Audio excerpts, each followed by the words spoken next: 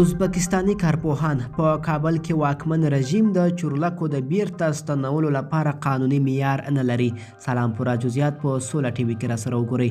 ازبکستاني کارپوهان وایي چې افغانستان ته د چورلکو د بیرته ستنولو د طالبانو لپاره ستونزمنه پرېکړه ده او کیدای شي دغه هیواد له نړیوالو قدرتونو سره مخ کړي. د مانو څیړنو د نوښتونو مرکز مدیر بختیار ارګاشف د جمعې په ورځ د مرغومي په 40مه تاشکند ټایمز ته وویل چې ازبکستان نشي کولی د طالبانو ته د چورلکو بیرته ستنولو ستونزو له جنجال پرته اواره کړي، ځکه دغه چورلکې کولی شي د نامعلومو موخو لپاره وکارول شي. ارګاشف زیاته کړه، زه باور لرم چې الوتکې او چورلکې دومره ارزښت نه لري چې ازبکستان د هغه له امله اوس له هغه نړیوالو قدرتونو سره مخامخ شي چې نه غواړي طالبان دغه الوتکې ته لاسرسی ومومي. اخوا دغه ازبک کارپو ویلي چې د نړیوالو قانونو له مخې طالبان د چورلکو د بیرته ستنولو لپاره پوره قانوني معیار نه لري.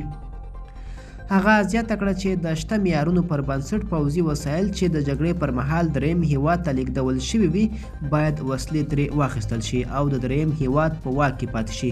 په دې لړ کې د ماڼو څیړنو د نوښتونو مرکز مدیر څرګنده کړه چې دا موضوع پیچلې ده او اوس مهال داسې حل لاره چې د ټولو اړخونو لپاره مناسبه وي نشته.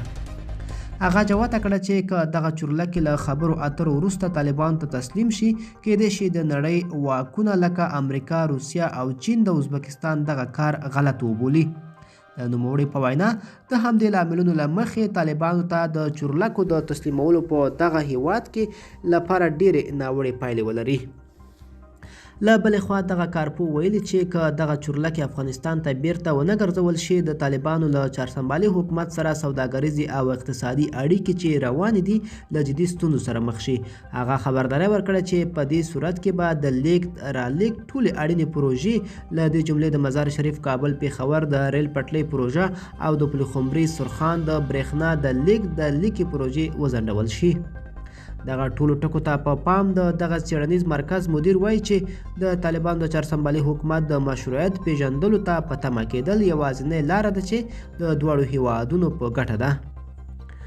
تر دې مخکې د طالبانو د چارسنبالي حکومت د دفاع وزیر ملا یعقوب مجاهد د هغه پوځي چورلکو د بیرته ستنېدو غوښتنه وکړه چې د زیږدیز کال په اګست میاشت کې د نظام له سقوط سره ازبکستان او تاجکستان ته لیږدول شوي وي.